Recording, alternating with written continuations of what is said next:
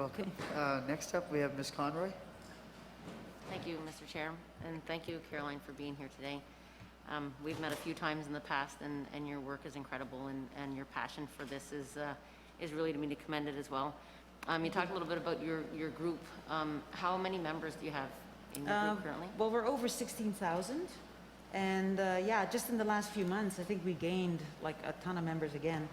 It certainly is a hot season for us in the summer.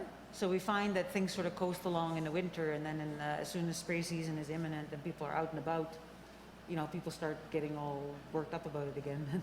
So your members have been growing pretty much every year, I think. Yes. What would you hope that this committee, that we take from this, or that what would happen through this committee? Well, I feel that the scope of this committee is too wide. I mean, we really would have hoped that it would be a committee just on one issue, and I think Lois Corbett also explained that, that if you cast too wide a net and make it about everything, it can be tempting to treat everything equally.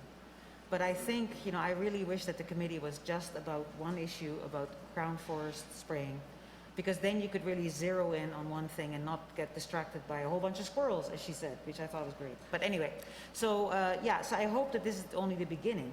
This is not enough. The public, I mean, it's great that it's an equally weighted committee, as in that every political party had the option to give the same amount of suggestions, I think, of who could be presenting, which is very fair. But at the same time, the public was not invited to give their input. You had to be invited to give your input. And I was listening to the committee meeting on June 11th, and submissions by people who weren't invited were called unsolicited. And I think that that's not really a great way to call it, because everybody should have a right to give their opinion. So I think that this, to me, is just the beginning, or to us, I shouldn't just speak for myself, is just the beginning of something that needs to become a much bigger public consultation process. And it should really be a public consultation process with an eye on the fact that this old Forestry Act that we have from the 80s needs to be revisited, and it needs to be updated and changed. What was working then and has only escalated since then is not working now, both economically and environmentally. What's that? Both on the economic and environmental front, it's not working. That's what New Brunswickers feel. No, and I really enjoyed your quotes through here of, everyday citizens that see the difference in the past and over the years, I guess, of our forestry. And I've mentioned yesterday, we've traveled the trails for the last 30 years on ATVs and four-wheelers and bikes and whatever, and hiking, and we've seen it too.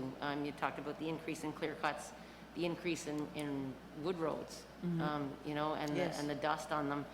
And that's always been an issue and a concern of mine is especially with the aerial spraying, what's getting into the waterways, what's getting on the roads. We travel 15, 20 bikes at a time, and it causes a lot of dust and what we're inhaling. Testing has been an issue for me. I often wondered why there isn't testing.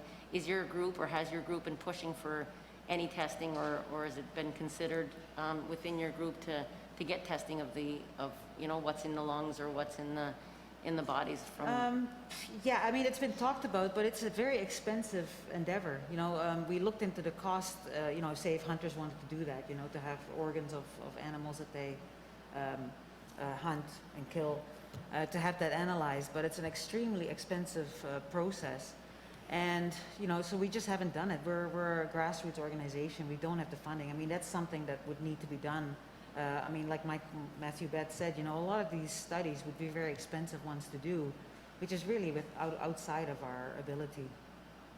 No, I think they should be done provincially and federally. I think the government should be doing regular testing to see what's in our waters, what's on our lands, and the effects that it's having on the people as well.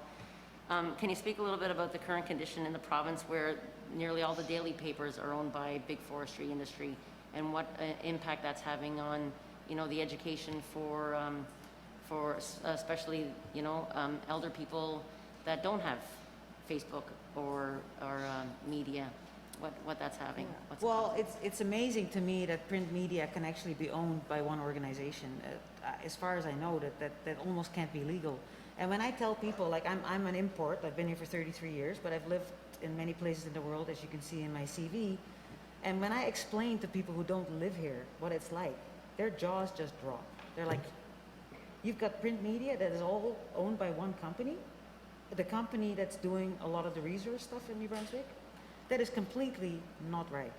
So yeah, it is very concerning that people who rely on the paper are getting a very, very limited intake of news. And that is part of what you would call a captured society. Like we're like a captured province, you know, by corporations, you know, and that's one of the line items. Don Bowser, my vice chair, is an expert on corruption, and he very clearly states, you know, the different signs and symptoms of a captured society, and I would think that New Brunswick falls under that heading or under that definition. Yeah, no, I agree. Your organization has a website that focuses on debunking the science that's posted on the Forest Info website. Can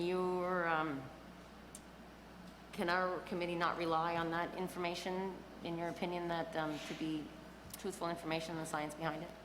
Well, I think it's never okay, you know, like the resource industry or resources in New Brunswick, the government that regulates it should have an independent site that educates the public on things with independent research. Forest Info, if you look at what is part of Forest Info, it's, you know, JDI, it's Forest NB, which represents industry. So it's totally government holding hands, you know, working together with industry to inform the public. That is just not unbiased. And I mean, again, like I don't want to use my experience as a health professional, but you know, in my line of work, like we take continuing education, and we are always told, don't take a course that is sponsored by a company that's trying to sell you stuff. It's going to be you know, you're not going to get unbiased advice on how to treat your patients. So we are very careful when we select our continuing education that the presenters are not being paid by a company to recommend something, you know. So it is, I think it's very problematic, and Forest Info wasn't always there, you know. I think it was started, I don't know, it was 2013 or something. But, you know, we need an independent site for people to go to get information on forestry in New Brunswick. And that's why we decided to do a debunk of some of the claims that Forest Info makes. And we focused on wildlife, you know, because that's our focus. And we just did that so that people have at least another source of information, and then they can compare at least another point of view. But we based all the information on there on data. We didn't just make up our own stuff. Like we based it all on published peer-reviewed data. And we pointed out on some things that are very problematic with what Forest Info is claiming. Okay, well, I thank you very much for your answers and your passion, like I say, for what you do. That's all my questions that I have for now. Thank you.